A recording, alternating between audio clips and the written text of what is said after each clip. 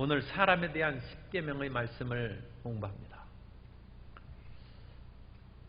우주와 만물을 지으신 하나님께서 이 조그만 지구의 한쪽 편에 있는 시내산에 강림하셨습니다.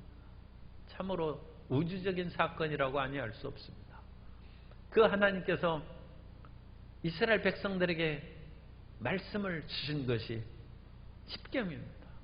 그래서 하나님께서 입을 열어서 10마디 말씀을 주셨는데, 원래 계명이란 뜻이 아니고 아쉐레트 하 더바림이라는, 아쉐레트라는 것은 열이라는 뜻이고 더바림이라는 것은 말씀입니다. 말씀. 말씀을 주셨다.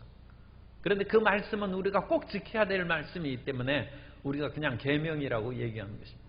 하나님은 10가지 말씀을 주셨는데 그야말로 우리 마음에 새겨야 될 말씀이죠. 그런데 그 말씀은 첫 말씀부터 네 번째 말씀까지는 하나님에 대한 그런 말씀입니다. 그래서 그것을 대신 하나님에 대한, 신에 대한 말씀이다. 대신 계명이라고 합니다. 그런데 놀랍게도 5번째부터 10번째까지 계명은 사람에 대한 계명이에요. 아니, 하나님께서 이 엄중하게 그야말로 이 우주적인 사건 가운데 임하셔서 하나님을 섬기라는 말씀을 10말씀을 다 하셔도 그야말로 부족할 텐데 겨우 4가지만 말씀하시고 나머지 6가지는 사람에 대한 말씀을 주셨어요. 이 말씀을 우리가 좀 깊이 생각해야 됩니다. 흔히 우리가 하는 얘기로 인사가 만사라고 합니다. 사람의 일을 잘해서 적재적소에 사람을 세우고 일을 해야 회사도 잘 되고 나라도 잘 되고 인사가 만사란. 그런데 하나님께서 6계명을, 사람에 대한 계명을 주셨다. 어떤 랍비가 그와 같이 얘기합니다. 하나님을 경외하는 것보다 부모를 공경하는 것이 더 어렵다고 했습니다. 하나님을 섬기는 것은 오히려 쉽다는 것입니다. 그 예를, 구체적인 예를 들어서 11조를 내라는 것이 힘들고 어려운데 돈 없으면 안 된다는 것입니다. 돈 없으면 11조 안 내면 하나님 섬기는데 범죄하지 않는다는 것입니다. 그러나 그 랍비는 얘기합니다. 그러나 부모님을 공경할 때 있어서는 돈이 없어도 부모님은 동량을 해서라도 먹을 것을 드려야 된다. 돈이 없다고 부모님을 굶길 수는 없다. 구걸을 해서라도 부모님을 입히고 먹여드려야 되기 때문에 부모 공경하기가 하나님 섬기는 것보다 더 어렵다. 이 랍비의 말을 우리가 깊이 생각해야 돼요. 사람을 제대로 섬기지 않으면 하나님을 경외하고 기도하는 것이 응답이 잘 안 될 수 있어요. 대인계명이라고 해서 이건 사람에 대한 것이니까 하찮게 여기면 천만의 말씀입니다. 큰 잘못과 오산에 빠질 수 있습니다. 그러므로 예수님께서는 마태복음 5장 23절 이하에서 그러므로 예물을 제단에 드리려다가 거기서 내 형제에게 원망 들을 만한 일이 있는 것이 생각나거든 예물을 제단 앞에 두고 먼저 가서 형제와 화목하고 그 후에 와서 예물을 드리라. 하나님께 예물 드리는데 형제가 무슨 상관이 있어요? 그런데 예수님께서는 그렇게 말씀하시지 않았습니다. 예물을 드리려다가 형제에게 원망 들을 만한 일이 있으면 가서 화해하고 와서 하나님께 예물을 드리라. 그래야 예물이 연락된다는 것입니다. 그래야지 사람이 내게 무슨 상관이냐. 하나님을 섬기기만 잘하면 됐지. 그렇게 생각하면 십계명을 이해하지 못하는 것입니다. 그리고 하나님을 이해하지 못하는 것입니다. 하나님께서 인생에게 무슨 영광과 예배를 부족한 듯이 받으시겠습니까? 티끌 같은 인생이 하는 그것이 무슨 큰 의미가 있겠습니까? 하나님께서는 하나님 중심으로 삶을 살아가라 하는 것은 이 세상의 거짓 것에 빠지지 않도록 하나님께서 대신 계명을 주신 것이고, 그 다음에 주신 것은 사람끼리 화목하고 사랑하며 살라는 것입니다. 그 가장 첫 번째 사람 사이의 화목의 문제가 부모를 공경하는 것입니다. 제5계명입니다.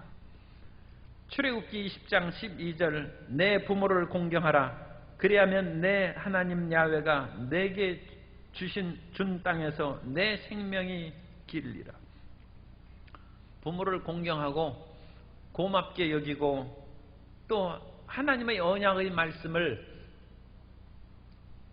부모님이 전해주셔야 해요. 우리나라는 복음이 나중에 들어왔기 때문에 부모님이 안 믿으시는 부모님들이 많이 있습니다.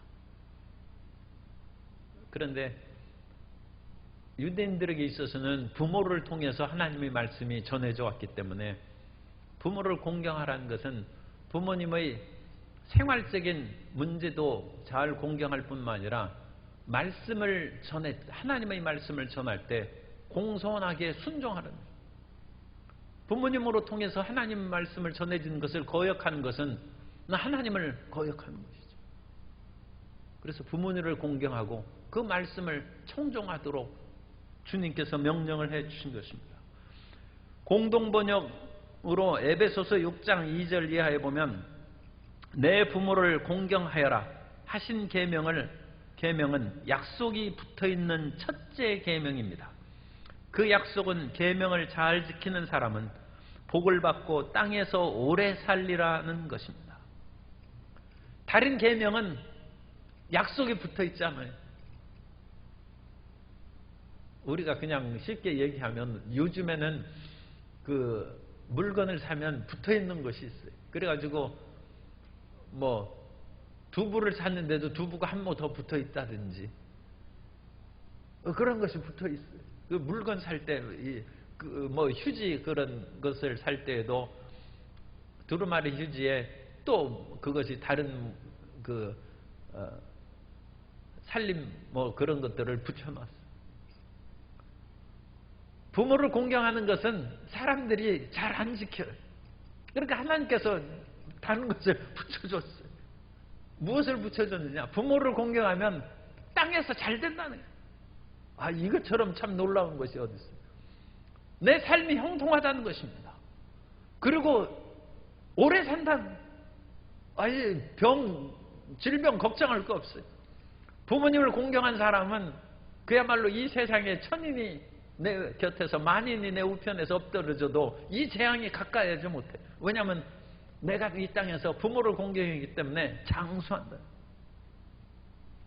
이 약속을 딱 붙여놨어요. 그것은 그만큼 부모 공경하는 것을 잘 안 살아요. 그래서 거기다 붙여놨어요. 부모님을 잘 공경하고 부모님이 하나님 말씀을 증거하는 것을 잘 순종하여 청개구리처럼 하지 않으면 내 하는 일이 잘 풀려요.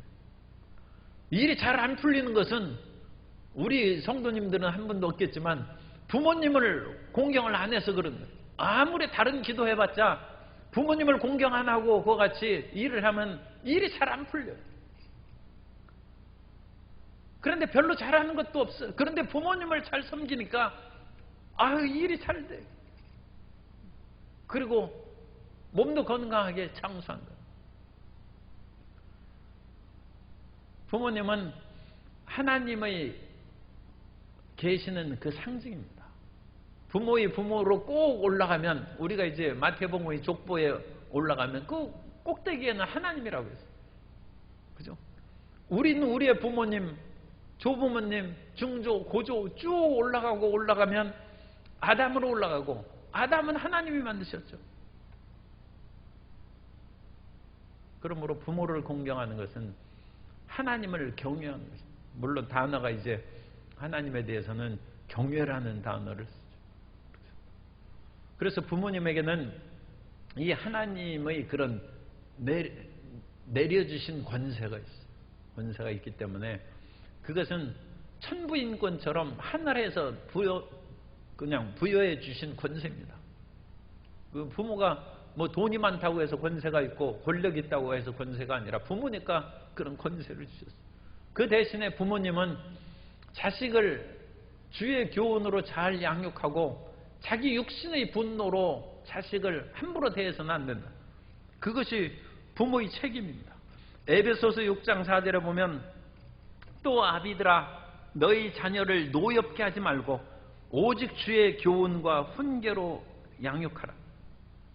미국의 영화 감독인데 억만장자로 쿠엔틴 타란티노 영화 감독이 있어요. 쿠엔틴 타란티노 그 감독은 1,400억 원 정도 가지고 있습니다. 요즘에 돈을 워낙 많이 가진 사람이 정말 그런 사람은 눈 씻고 악수도 내가 못 해봤는데 어쨌든 이 1,000억 있다고 해야 별로 뭐 부자 같지는 않은데 어쨌든 1,400억 원이 있는 그런 영화 감독인데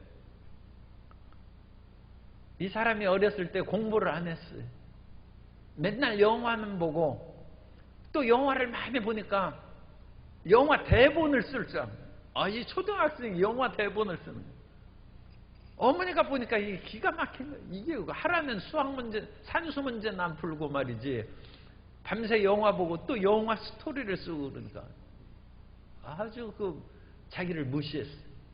그래서 이 아이가 이 감독이 어렸을 때 분노했어요. 속에.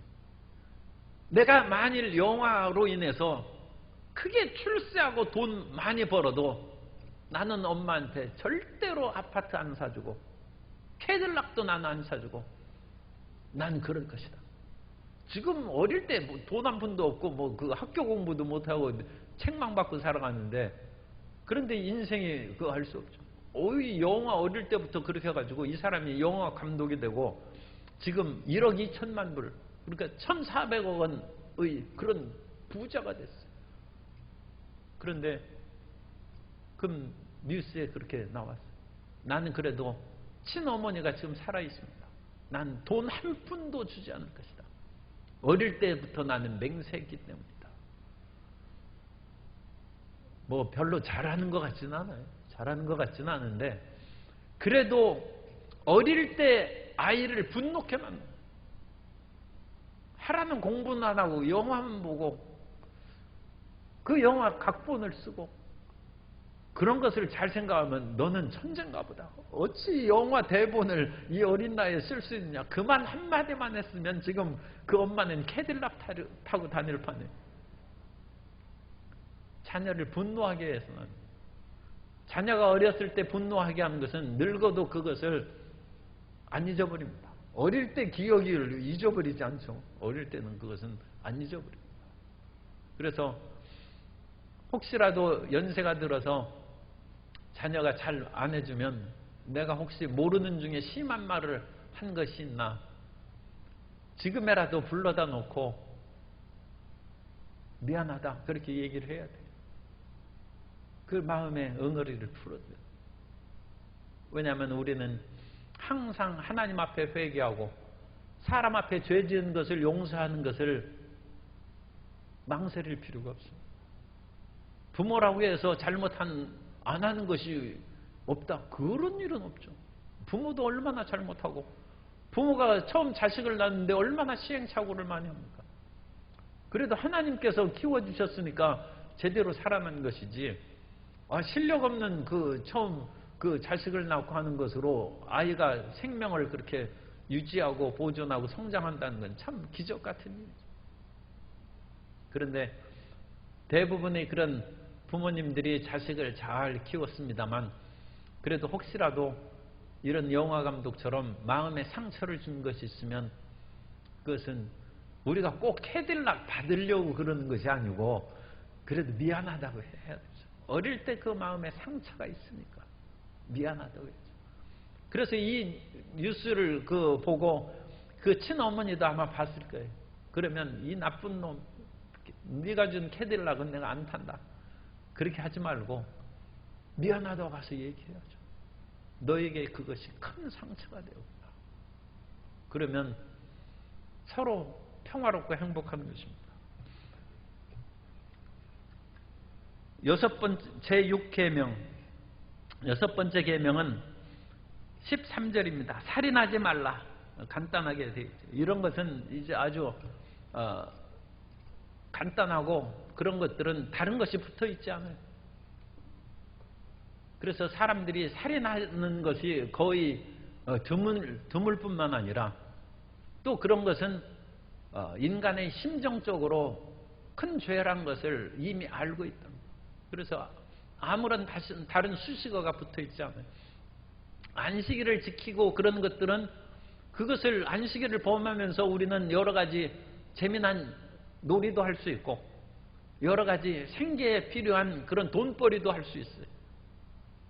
그래서 돈을 많이 버는데 하루는 일을 하지 말고 하루 문 닫으면 손해가 얼만데 그걸 생각하는 사람이 있기 때문에 하나님께서는 제발 안식일을 지키라고 해서 안식일을 길게 계명을 뒤에 부연해서 설명을 해놨죠. 하나님도 쉬셨고 너희가 애굽 노예에서 너희를 건져주기까지 하나님께서 했으니까 너는 노예로 살 때 쉬지 못했을 거 아니냐. 그러나 하나님께서 노예에서 해방시켜 줬으니까 그 안식일 하루만은 일주일에 하루만은 하나님을 온 힘을 다해서 섬겨라. 부연 설명이 길어요.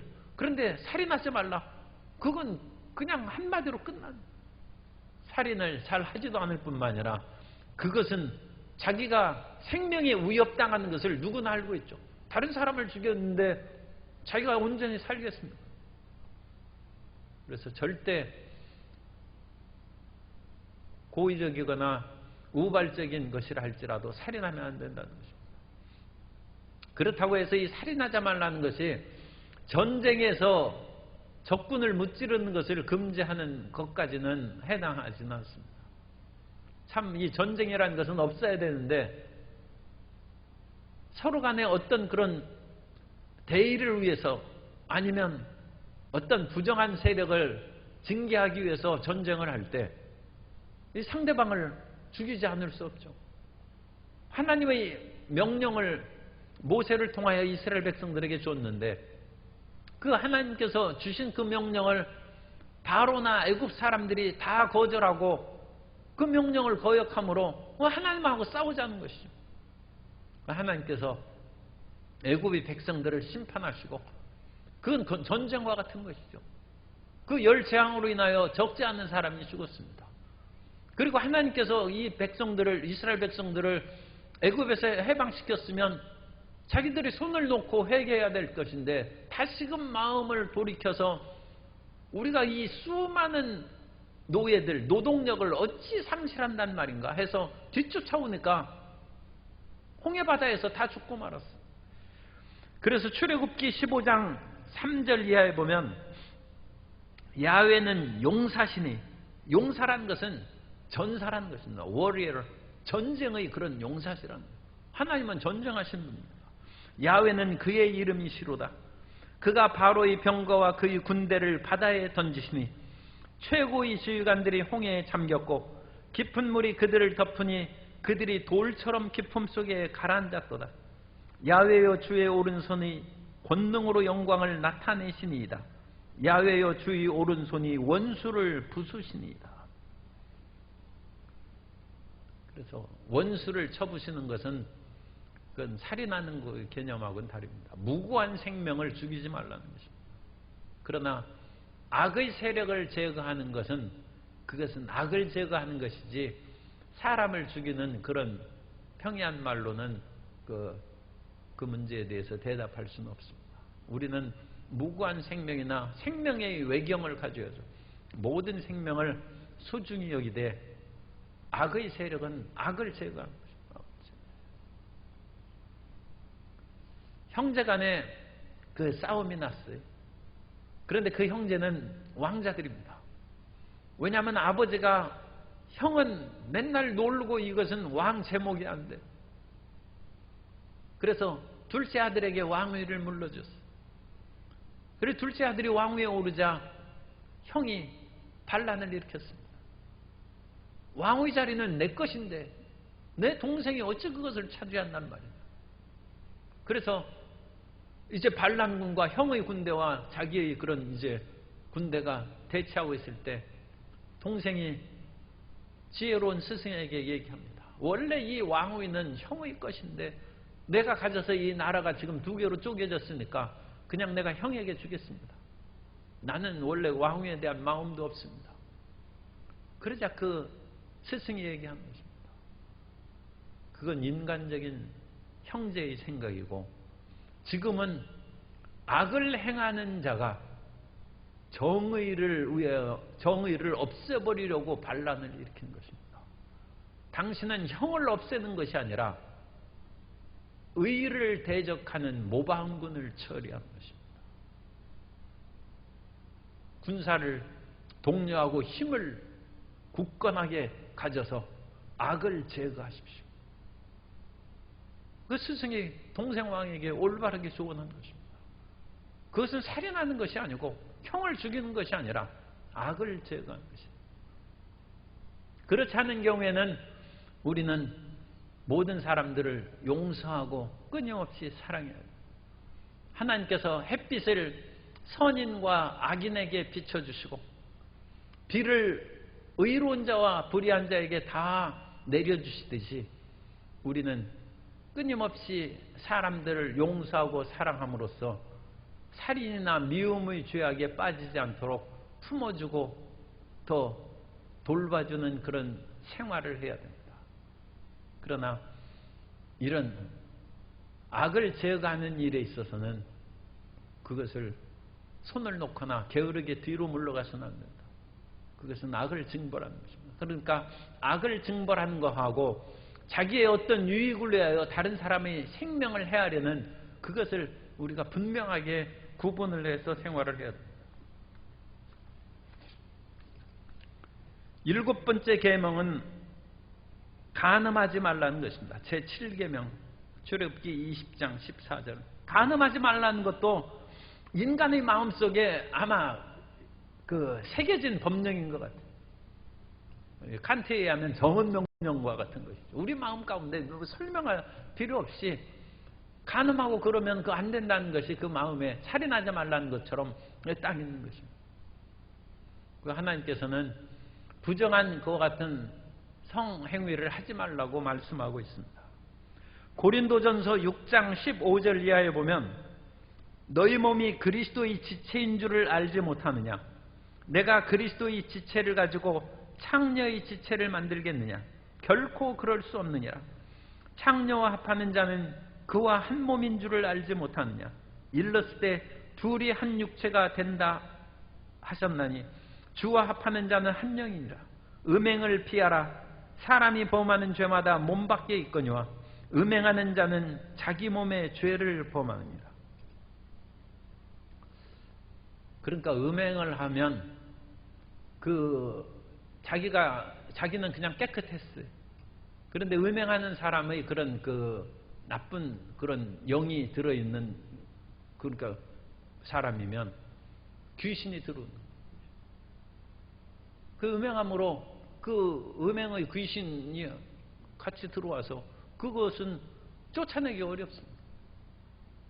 그 부정한 것이 그 몸속에 이제 같이 있으니까 그야말로 철저한 그런 회개를 하지 않으면 쉽게 나가지 않습니다. 그래서 이 다른 죄는 손을 씻으면 씻어지지만 이 음행하는 죄는 몸에 그 죄가 새겨진다.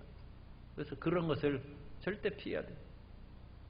하나님께서는 무한한 영을 만드시고 창조하실 수 있었지만 하나님께서는 아담에게 하와 한 사람만 만들어 주셨어요. 갈비뼈가 이렇게 해가지고 갈비뼈 하나 없어도 괜찮다고 그러죠.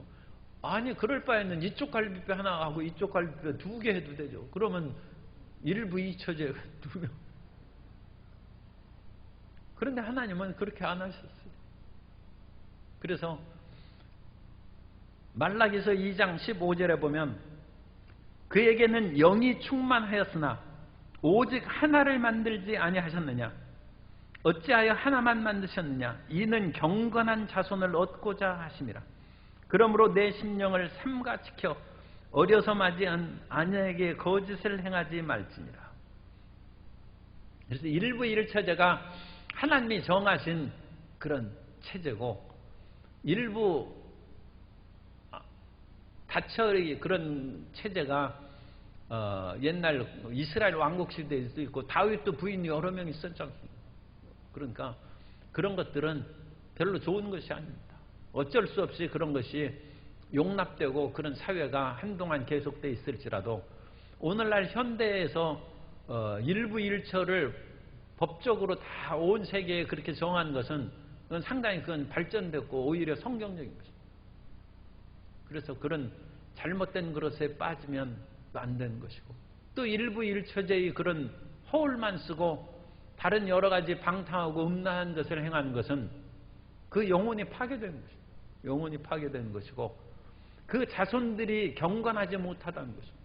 일부 일체제를 통한 것은 경건한 자손을 얻기 위함이다. 율곡 이이 선생이 옛날에 그 관찰사로 갔을 때 젊은 처자가 또 기생의 딸이었어요. 연모를 했어. 찾았다. 그런데 이 조선시대의 기생은 상당한 수준이 있는 예술가죠. 그래서 아마 그 딸이 상당히 출중했던 것 같아요. 그래서 이이가 좋아했답니다. 그런데 이이가 이제 하나님을 그것을 잘 이제 오늘날 그런 몰랐으니까 이제 그런 말 다음 생에서 만나자 해서 손도 안 잡자. 옛날 설비가 원래 그런 것입니다. 옛날 설비. 그 마음에 연모하는 마음이 있고 그 어린 딸은 그 이제 뭐 처녀죠. 목숨을 걸고 이이는 그야말로 그 9번 장원한 이 조선의 천재인데 그 사모할 만하죠. 그런데도 불구하고 이이가 뭐 첩으로 들일 수도 있겠죠. 그런 일치하지 않아요.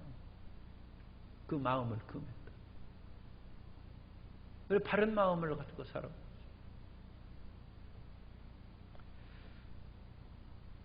마태복음 5장 28절에 보면 나는 너희에게 이르노니 음욕을 품고 여자를 보는 자마다 마음에 이미 간음하였느니라. 그리고 이와 같은 마음을 가지면 결국 행동으로 나타나니까 간이 치명상을 입어요. 이 왜 간이라고 했는지 몸에 이제 그 부정한 행동으로 그 음란한 삶을 살면 간이 파괴될 수도 있어요. 잠언서 7장 21절 이하에 보면 여러 가지 고운 말로 이게 그러니까 유혹하는 여자가 이제 여러 가지 고운 말로 유혹하며 입술의 호리는 말로 꿰므로 젊은이가 곧 그를 따랐으니 소가 도수장으로 가는 것 같고 미련한 자가 벌을 받으려고 쇠사슬에 매이러 가는 것과 같도다. 필경은 화살이 그 간을 뚫게 되리라. 새가 빨리 그물로 들어가되 그의 생명을 잃어버릴 줄을 알지 못함과 같으니라. 관이 깨뜨려서 죽는다. 그래서 사람은 젊을 때 정욕으로 인해서 고통을 겪을 수 있습니다. 그렇기 때문에 그런 정욕의 그런 것이 마음에 고통을 줄 때는 몸을 잘 관리해야 돼요. 그래서 음식에 정욕을 자극하는 음식을 먹지 말아야 됩니다. 그러니까 이 자극적인 음식을 먹지 말고 또 무슨 해구신이나 그런 거 먹고 그러면 큰일 나는 것이죠. 그럼 되겠어요. 그런 것을 몸에 자극을 주어서 정욕의 길로 치달려가는 것을 끊어야죠. 끊어야 돼요. 그 다음에 정신을 바르게 가져요. 사람의 정신에 올바르게 문학이나 예술이나 더 높은 차원의 세계를 향하여 마음을 돌려야 돼요. 그래야지 맨날 그런 속에 파묻혀 있고 보고 생각하는 것이 이런 육체적이고 정욕적인 것이면 헤어나지 못하는 것입니다. 거기에서 눈길을 돌려야 돼요. 그래서 몸을 관리하고 정신을 관리하고 더 나아가서 그리스도의 보혈을 의지하여 영의 그런 마음으로 하나님께 기도하면 영혼욕 3가지를 다 해야 돼요. 하나님께 기도만 하고 정욕을 일으키는 음식만 잔뜩 먹는다. 그거 이길 수 있습니까? 그러니까 이 세상에서는 불도장이라는 음식이 있대. 그래서 그걸 먹으면 또 담을 넘어간다 이거예요. 범죄하러. 그런 음식은 내가 버려야죠.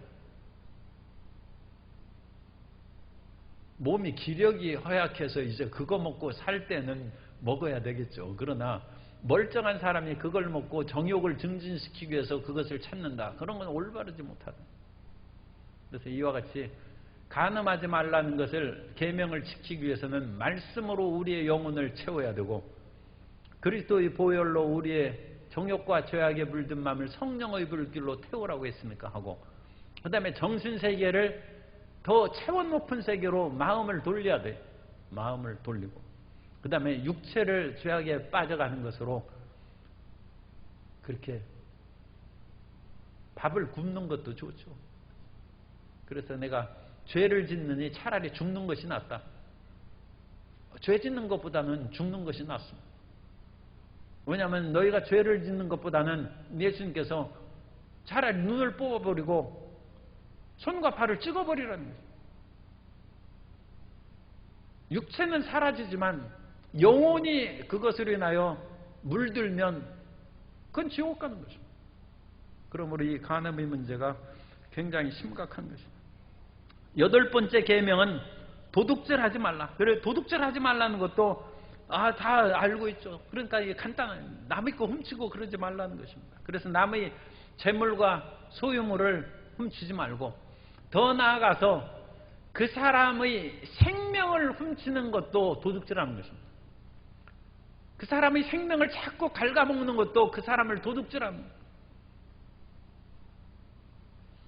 그래서 부부 사이에도 서로 간에 당신이 나를 만남으로 더 행복해지고 생명이 풍성해지기를 원합니다.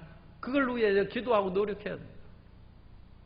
그래야지 옛날에는 그와 같이 꽃다운 청춘이었는데 그냥 늙어서 이제 시들은 거 말고 그냥 상대방을 만난 후에 생명이 패리해졌다. 그건 자기 책임이죠. 상대방 생명을 도둑질하는 거예요. 부부가 처음에 결혼할 때는 똑같이 50kg이었어요. 아니, 이건 예를 드는 거예요. 그런데 결혼한 후에 남편은 80kg 되고 부인은 30kg으로 바뀌었어요. 아내의 20kg을 자기가 생명을 도둑질한 것입니다. 그런 사람은 없겠지만 반성해야 돼요. 남의 생명을 빼앗는 것도 도둑질하는 것입니다. 더 나아가서 인신매매하는 것은 도둑질하는 것입니다. 이게 고대 세계부터 인신매매가 있었어요. 그래가지고 다른 나라를 왜 전쟁합니까? 그 사람들을 붙잡아다가 다른 나라에 파는 것입니다. 아모스 1장 6절에 보면 공동번역으로 읽어드립니다. 나 야훼가 선고한다. 가자가 지은 죄, 블레셋의 도시죠. 가자가 지은 죄, 그 쌓이고 쌓인 죄 때문에 나는 가자를 벌하고야 말리라. 사람들을 마구 잡아다가 에돔에 팔아넘긴 죄 때문이다. 사람을 팔아가지고 노예로 팔고 그와 같이 무슨 매음굴에 팔고 그거 다 도둑질하는 거예요. 그리고 정당한 그와 같은 월급을 주지 않는 것도 그 사람의 노력을 도둑질하는 것입니다.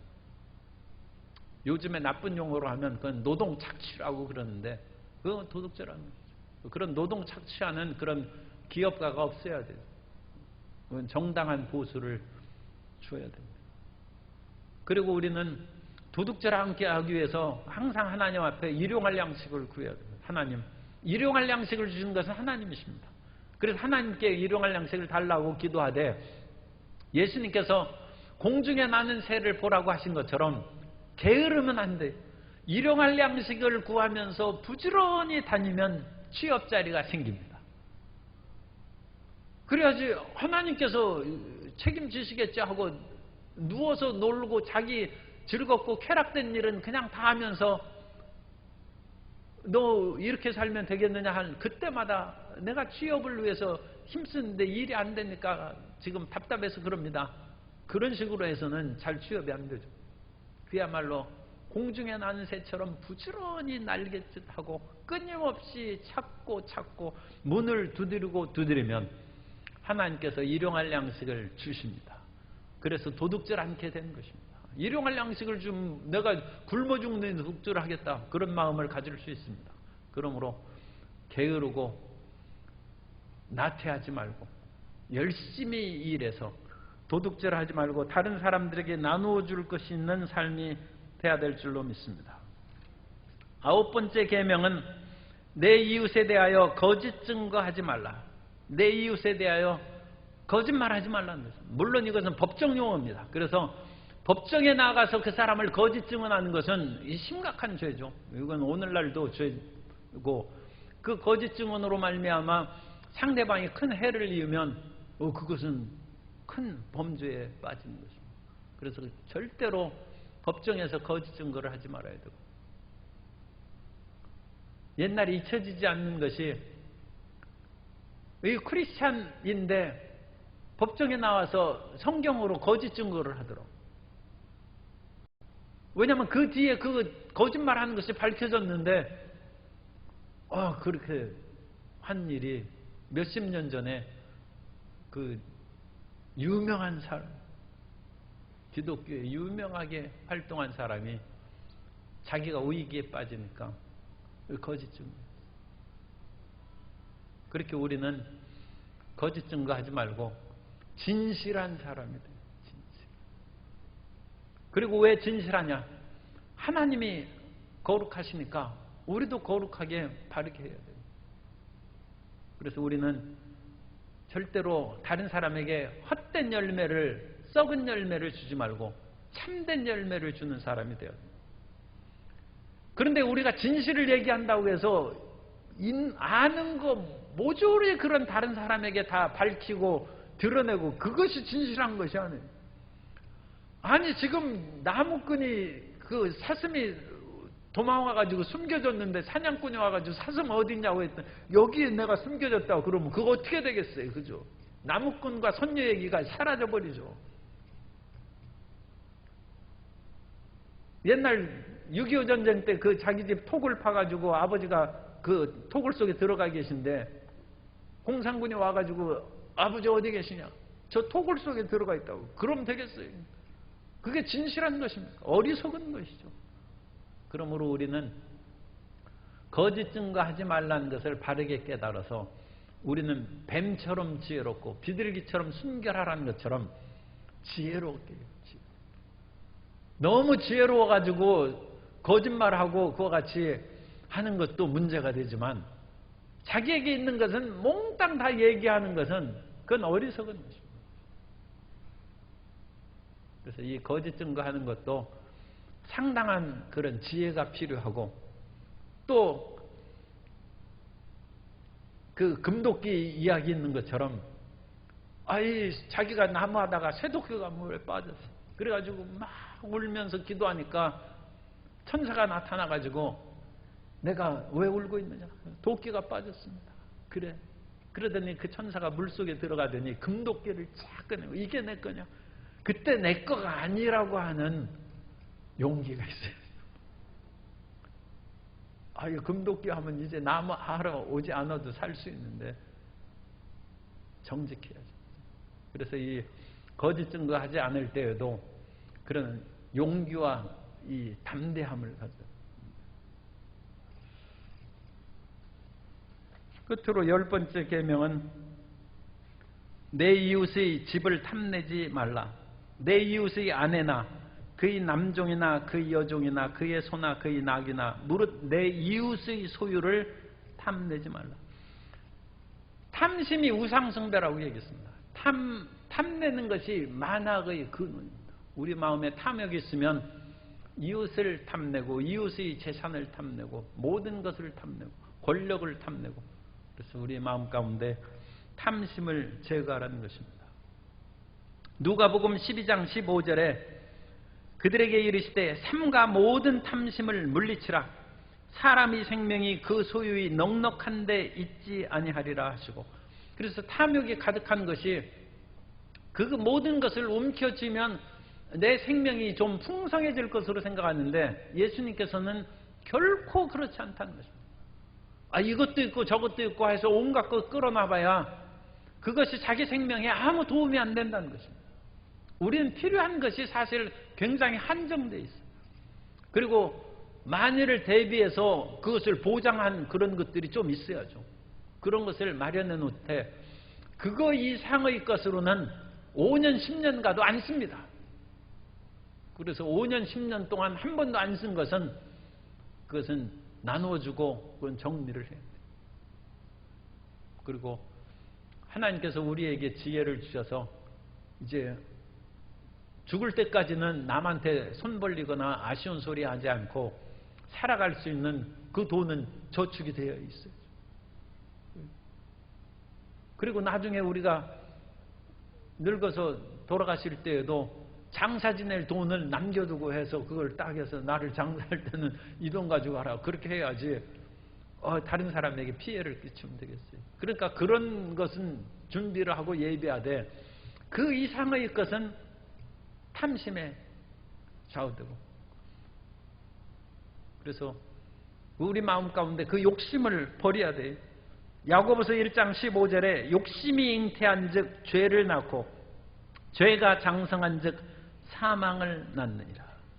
그래서 마음의 이런 욕심과 탐욕을 버려야지. 마음의 욕심과 탐욕이 가득 차 있으면 사람들의 것을 끊임없이 도둑질하다가 마지막에는 하나님 것을 도둑질합니다. 그래서 탐심은 나중에는 영적인 심각한 병이고, 세상에 탐욕이 가득하다 보면 이제는 하나님 것도 도둑질하고 하나님과 같이 되려는 아담과 하와가 선악을 알게 하는, 그건 하나님의 것인데 그것을 범하는 그런 죄에 빠집니다. 그래서 우리는 탐심을 버리고 성령의 인도하심을 받아 살아가야 될 줄로 믿습니다. 이 계명 하나씩 하면 또 너무 지루하니까 한꺼번에 6계명을 했습니다만, 이 6계명이 인간의 삶에 대한 것입니다. 그래서 하나님 잘 섬기려면 사람을 잘 대해야 돼요. 사람을 올바르게 대해야 10계명을 지킬 수 있고, 10계명을 지켜야 하나님과의 언약관계에 들어갈 수 있습니다. 하나님께서는 자신에 대한 계명은 4가지밖에 말씀 안 했어요. 그리고 사람들 사이에 올바르게 하라는 6가지를 주셨어요. 그 마음을 생각해서 사람을 존중하고 사람을 귀히 여기는 마음을 가지고 살면 우리의 신앙에 놀라운 성장과 신앙의 진보가 있게 될 줄로 믿습니다. 믿음의 진보가 이루어지는 모든 성도 여러분 되시기를 예수님 이름으로 축원합니다.